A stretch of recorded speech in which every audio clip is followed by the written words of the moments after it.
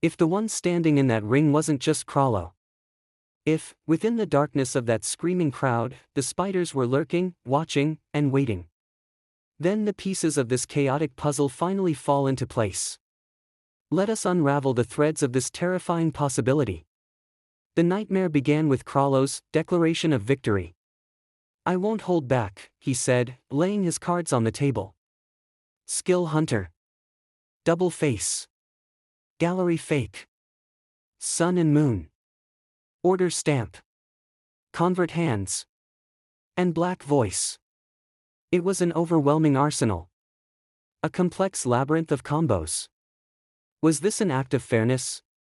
Or was it a smokescreen to overload Hisoka's memory capacity? From the perspective of the cooperation theory, the answer lies elsewhere. That explanation was a calculated camouflage. It was designed to plant a seed in Hisoka's mind: everything that happens is Chrollo's doing. By establishing this rule, Chrollo could hide the presence of his accomplices in the audience. Even if an ability was activated from the crowd, Hisoka would rationalize it as part of Chrollo's complex combo. The first crack in the facade appeared with Shalnirk's antenna. In the opening act, Hisoka dispatched a referee controlled by Black Voice. In that split second of chaos, the antenna that was buried in the referee's body vanished into thin air. Hisoka theorized, did he use a fishing line to retrieve it? But consider this: would Hisoka, a master of observation, miss the physical movement of a fishing line, even in the heat of battle? Here, a shadow emerges. Maki, the transmuter. Her Nen stitches are stronger than steel and can be made so thin they are invisible to the naked eye. What if Maki was hiding in the front row? What if, the moment the referee fell, she snatched the antenna back with her invisible threads? If so, Chrollo never had to risk exposing himself to retrieve his weapon. He was constantly resupplied by an unseen hand, allowing him to focus entirely on the offense. Then, the nightmare accelerated. The swarm of puppets.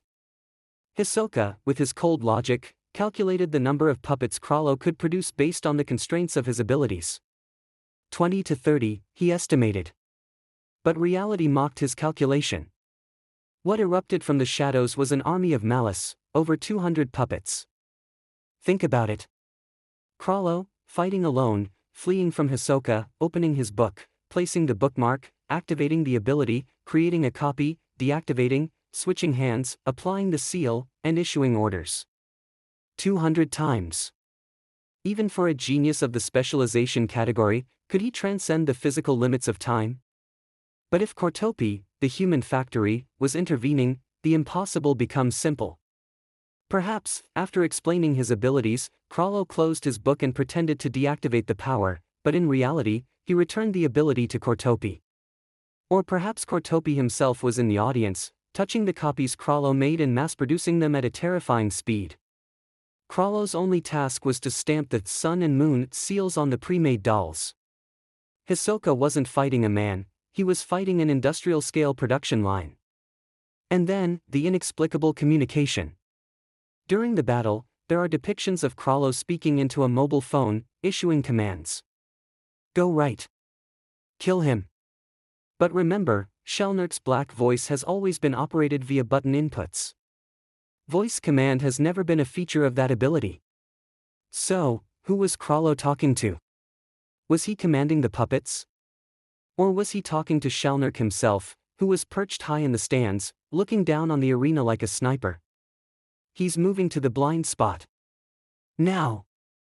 If Shalnirk was the one actually controlling the key puppets, or if he was the one who fired the decisive antenna from Hisoka's blind spot, then Hisoka was trapped in a cage with no exit. The battle ended. Hisoka was reduced to a mass of flesh and defeat. It seemed like a total loss. But when the clown was revived by his post-mortem Nin, who was standing there? Maki. Shalnirk. Cortopi. 3 members. Standing there as if they were the cleanup crew after a successful mission. Maki spoke the words that sealed the theory.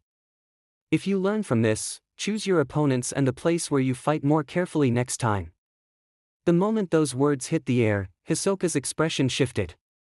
That wasn't advice. It was the answer key to the riddle. choose the place. She was implying, you chose Heaven's Arena, a place where we can easily blend into the crowd.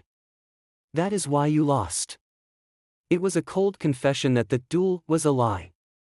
Chrollo hadn't broken a promise, he had simply executed a leader's duty to purge a threat using the full force of his organization. That is why Hisoka's revenge took the form it did. He didn't kill Shalnark and Kortopi immediately after reviving just because he was angry. He didn't hunt them because they lent their abilities. He hunted them because they were the executioners who had just been fighting him.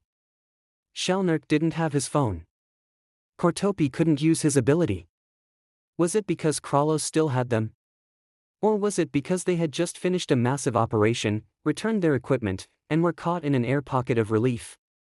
Hisoka struck them when they were defenseless, not out of cowardice, but as an immediate counterattack against the team that had just lynched him. The cooperation theory. It remains a hypothesis, drifting in the darkness of fan speculation. But the overwhelming speed of that checkmate and Hisoka's sudden, maniacal shift to kill all spiders. When you view the story through this lens, the despair deepens. Hisoka is not just a sore loser. He is a man who realized he was played. And now, he is systematically dismantling the spider's legs, one by one, so that the next time he faces the head, there will be no one left in the audience to save him. Thank you for listening.